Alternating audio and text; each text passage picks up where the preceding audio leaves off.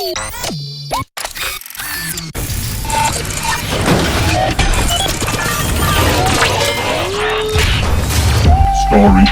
rumblings.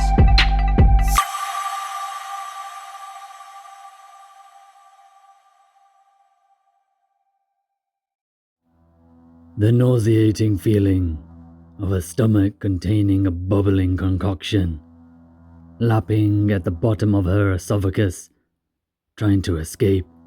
The periodic blurring of her vision as her eyes water, trying to cool the feeling of her eyeballs frying in acid in her eye sockets.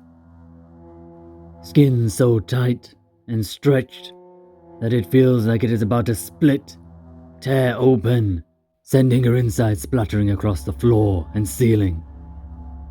The maddening feeling of having unnatural vessels shifting around inside her.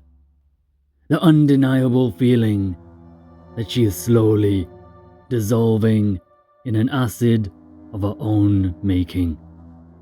Helix Bane needs all the above to stop.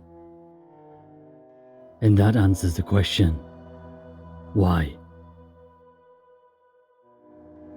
Helix Bane has stepped out and stands in the little shaft of light coming from the door where the homeless Messiah was given his sermon from.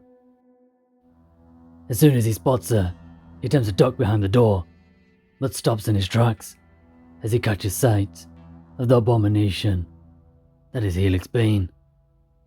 A look of revulsion and disbelief across his face as he observes Helix Bane in all her glory.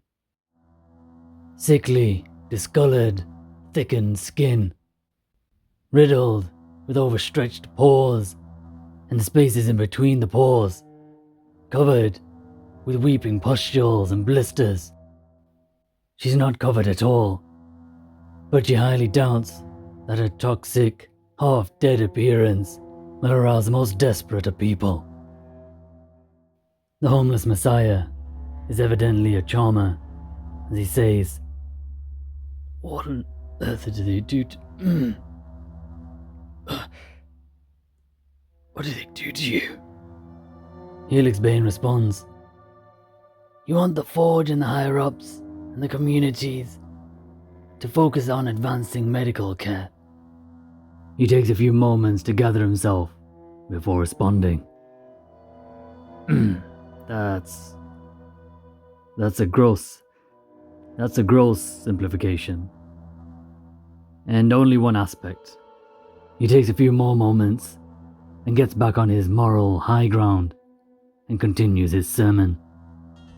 But yeah, medical care, education, those are two big ones, especially because it's all already there.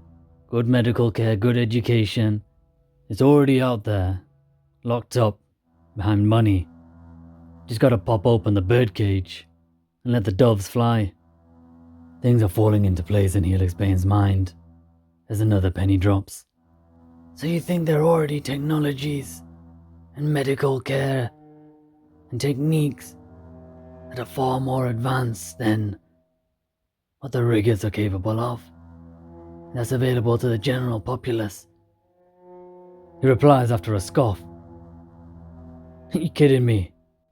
No offense, but look at yourself. If they can alter you to this extent, then what more evidence do you need?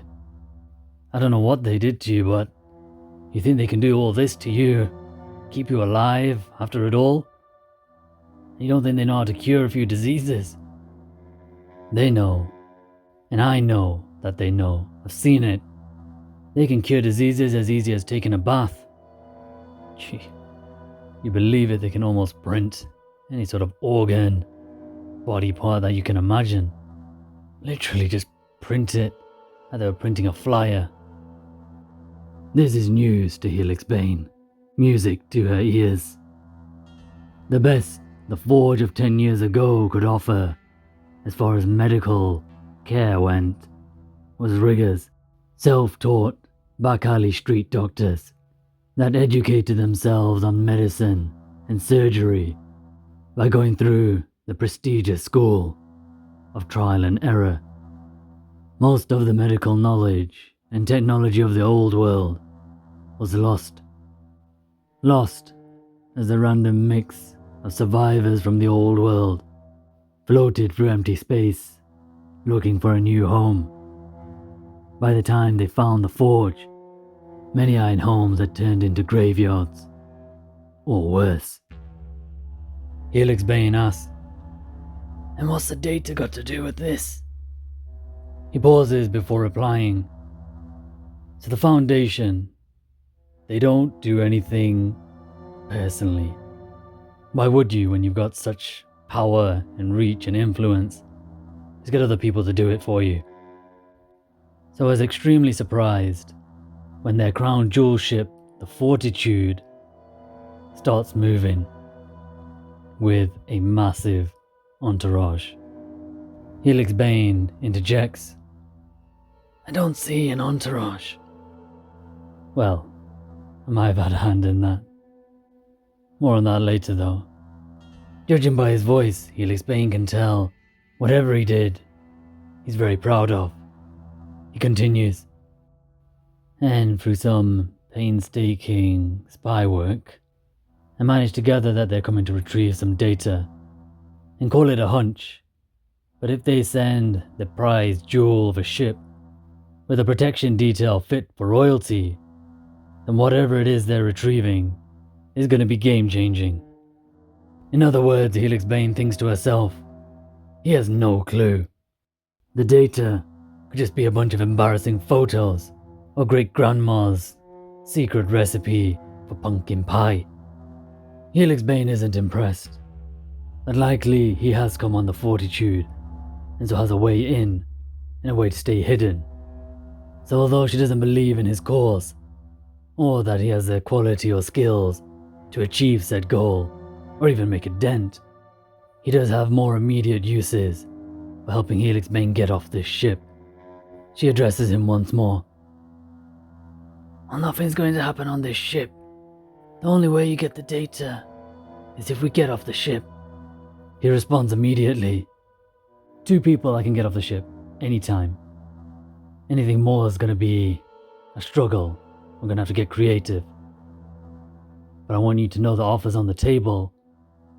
As long as you come with whoever's got the data, I'll get you off this ship and out of this place." "I won't simply take your word for it. I'll need to see the Fortitude myself, scout it out." Although he seems reluctant to offer aid, it's clear he wants the data. Alright, I'll help you get on the ship. Scout around a bit, verify whatever you need to verify. Meet me at airlock 16. 3 hours. Helix Bane packs her bags. It doesn't take long. As she heads towards the meeting point with Data, she clenches her fist around her black iron ring. No adornments, no engravings, no design. Just raw, black iron, shaped crudely into a circle. Ugly and malformed, like Helix Bane. She swears her vow. "Find an opportunity to escape on the Fortitude." As she speaks the vow, the black iron tightens around her finger.